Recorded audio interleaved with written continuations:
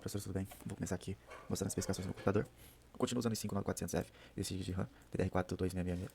Aqui no site da Intel, né? A gente está com as especificações do meu processador, possui 6 núcleos e 6 threads, um clock de 4.10 GHz.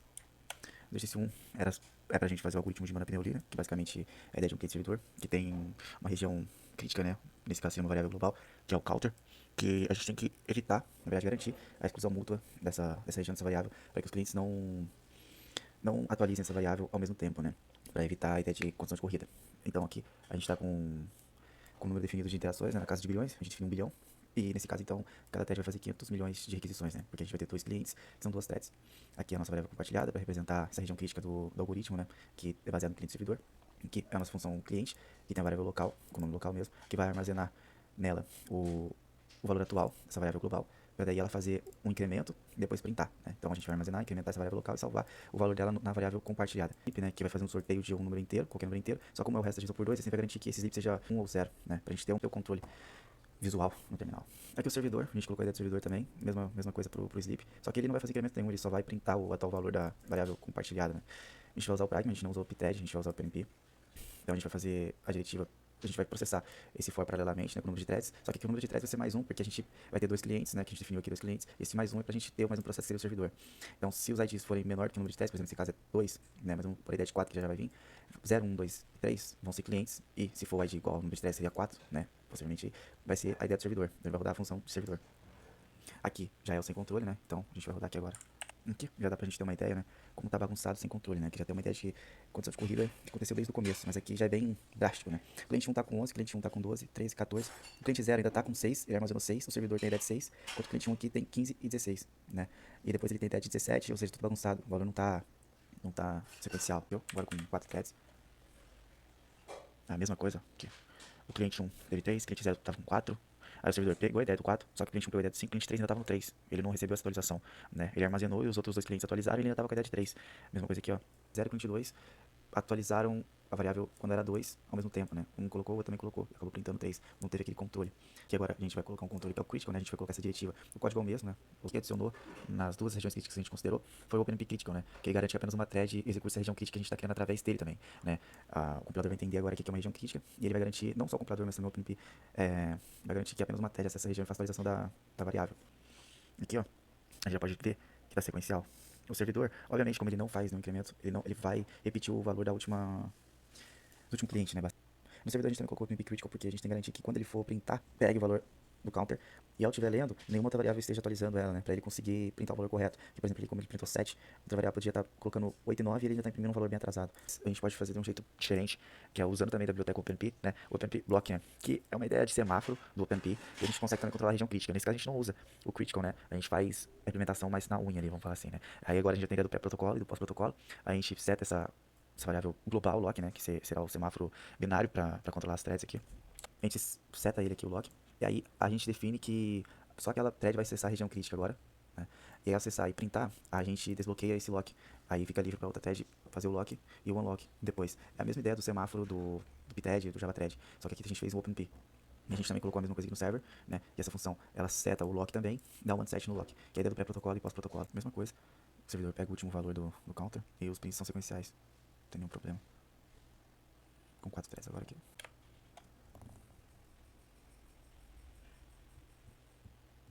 Aí, mesma coisa.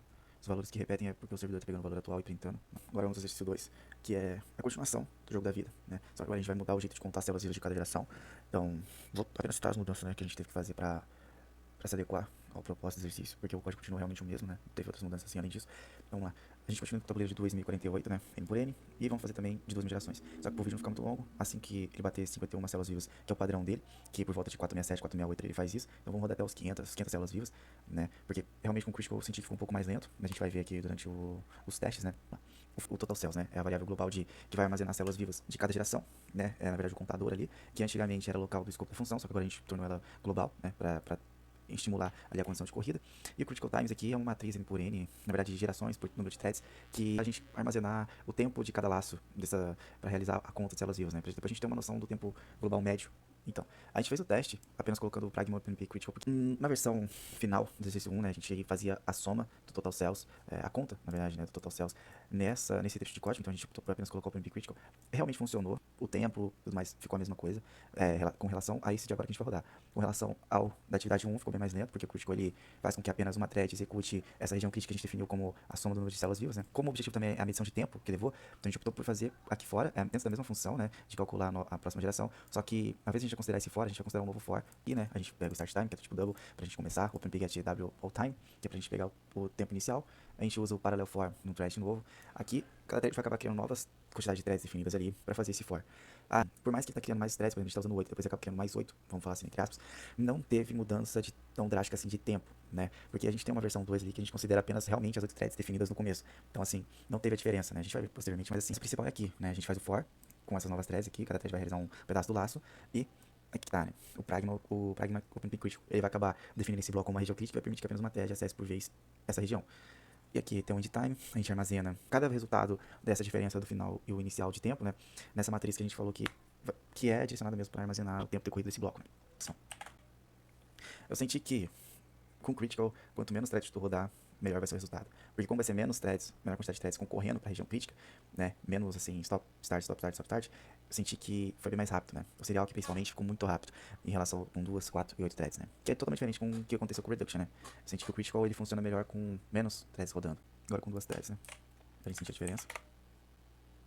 Com 2 threads ele continua rápido, mas dá pra gente sentir um gargalo ali, né?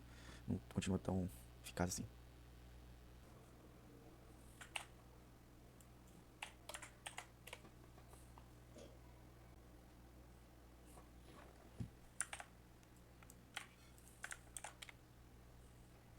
Como a gente viu com o Critical, agora a gente vai ver com o Reduction, que é totalmente diferente. O Reduction é totalmente diferente do resultado de tempo, né? A questão de cálculo de tempo continua a mesma coisa, a gente tem o total cell global, a gente tem aquela matriz também global pra gente armazenar o tempo. A única coisa que vai mudar é que ao invés de ser apenas Open Parallel For, né, como a gente usa a outra diretiva aqui a mais, que é Reduction mais Total Cells, e não tem Pragma aqui, né, Critical. E é só isso aqui já vai garantir que realize a soma, né, a soma sem ter condições de corrida entre as threads. Ponto. Também, que vamos falar aqui, tem diferença. Tá criando mais threads do que foi definido em cima. Assim, não teve diferença, isso aqui, não teve diferença de tempo.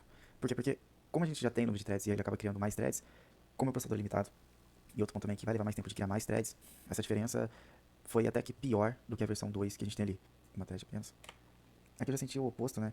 Quanto mais threads a gente vai usando, mais rápido vai ficando. Que é o que é pra acontecer mesmo. Então o Reduction, nessas situações, isso é melhor que o Critical.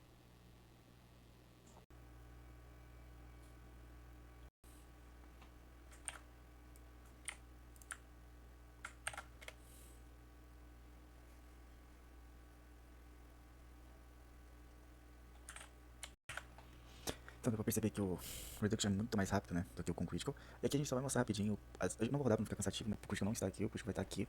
Então assim, eu crio as threads, rodo, calculo, faço novas gerações, aí depois eu vou criar novas, tipo, depois que elas morreram, eu acabo criando novas threads pra apenas calcular, usando o Critical, os células vivas ali também. Pra gente ver que não teve tanta diferença de eu criar novas threads ali. O resultado desse código aqui tá no gráfico ali que eu vou mostrar depois, mas isso aqui é só pra gente validar mesmo se usando o Critical ali em cima como versão 1, gera alguma diferença ou não, usando desse jeito, né, dessa forma. O Cone Reduction versão 2, ele tem que é a variável global e o Critical Times também. Só que ali, já deu pra perceber que é apenas um vetor, né, e aqui também é apenas um vetor, não é uma matriz de tempo, né, porque a gente já está considerando dentro do gen, dentro do laço gen, né, que gera gerações.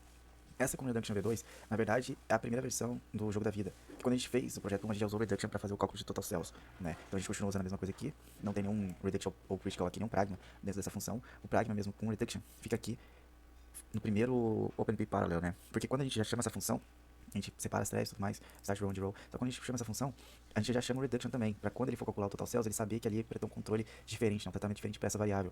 Esse aqui com certeza é o mais rápido, porque a gente pega os valores ali quando a gente rodou o jogo da vida no projeto 1, a gente vê a diferença, que ali a gente ganha 5 segundos por aí a cada rodada.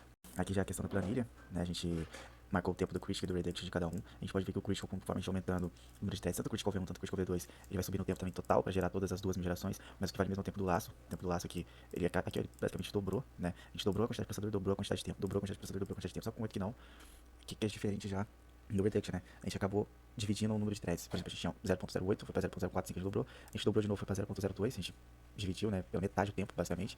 E aqui a gente também pela metade, assim que a gente colocou 0.4. A gente colocou o Critical V2 também, ele vai aumentando o tempo conforme o número de threads vai aumentando, e o tempo de laço também. Na speed up linear, aqui a gente tem com o Reduction, ele tende mais ao linear, mas assim que ele pega um número de 4 threads, ele já não consegue mais o speed up linear. Enquanto que, tanto com o Critical aqui, a versão 1 ou versão 2, ele não tem tendência a seguir o linear, né? Ele tem um sentido contrário, né? Porque ele acaba aumentando o tempo. Então a gente começa bem, só que depois a gente vai caindo o speed up, né? Vai piorando o seu rendimento.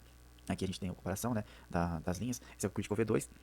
Ele acaba tendo um tempo melhor no começo aqui do que o Critical V1, né? Lembra que o Critical V1 é o que tem o paralelo do meio da função, e esse aqui, o V2, é o que tem depois que a gente já criou as matrizes de exagerações. Então, só que com 8 threads, a gente tem o V2 mais rápido, mais demorado, né, do que o com o V1. Mas com 4 threads para trás, na verdade com um aqui foi a mesma coisa, basicamente, com uma thread. Com 2 threads, o V1 foi um pouco mais, o V2 foi um pouco mais rápido do que o V1. Com 4 threads também o V2 foi um pouco mais rápido que o V1. Reduction, ele é absurda a diferença. Como ele é mais rápido que o Critical aqui, ó, para cada laço. Aqui é considerando o tempo do laço. E foi essa, né, a análise que a gente conseguiu fazer. Oi, eu sou o Thomas, eu faço parte da turma do Integral de PCD. Eu tô fazendo essa atividade junto com o Luiz Moloni do Noturno. E agora eu vou apresentar o exercício 3. Como ele foi feito em Java, aqui tem os códigos das principais operações, onde a gente colocou duas formas de verificação. Uma para verificar se tem algum carro na grid, e se tiver ele espera. E também uma grid de locked, então, que é uma variável booleana. Então ele só vai poder ter um carro por causa desse if. E enquanto ela estiver bloqueada, ele vai ficar esperando. Aí depois que esse aqui voltar a ser falso, né, porque algum carro saiu da ponte, ele vai ver se já tem um carro na ponte. Ele vai fazer a verificação de novo, porque sem essa outra verificação, podia acontecer de dois carros estarem na ponte ao mesmo tempo. Então, basicamente, essa é a finalidade de ter duas verificações. Também foi adicionado isso daqui, esse throws interrupted exception, para poder funcionar o wait. E aqui na função de sair, ele diminui a quantidade de carros e notifica todo mundo. E também desbloqueia a ponte. Então, é basicamente isso que esse código faz. As outras mudanças foram apenas adicionando o throws interrupted exception aqui, para isso daqui poder funcionar, porque como eles são funções que usam wait, eles precisam disso aqui, na função. E o mesmo vale para esse move aqui, que é quando ele está se movendo. Ele precisava estar em um bloco try catch para o Java poder aceitar a função. Agora executando ele aqui, a gente tem a pista que é criada. Se você adicionar só um pela esquerda, ele vai corretamente. A mesma coisa se você fizer pela direita. Ele só meio lentinho, por causa... eu não entendi muito bem o motivo dele ser meio lento assim. E se adicionar em vários seguidos assim, eles vão respeitar a ordem de quem chegou primeiro, quem adicionei primeiro. Como eu adicionei vários azul em seguida, vários da direita em seguida, ele foi criando vários, mas como eu também adicionei na esquerda, ele acabou balanceando todo esse processo. Então não é simplesmente quantas vezes eu clicar aqui e quantas vezes eu clicar aqui. É mais por quem chegou aqui. O próximo que chegou aqui foi o vermelho, aí agora vai ser o azul. E depois chegou esse vermelho antes, aí vai ser o vermelho. É quem chegou nessa parte primeiro. E esse é o exercício 3 de PCD.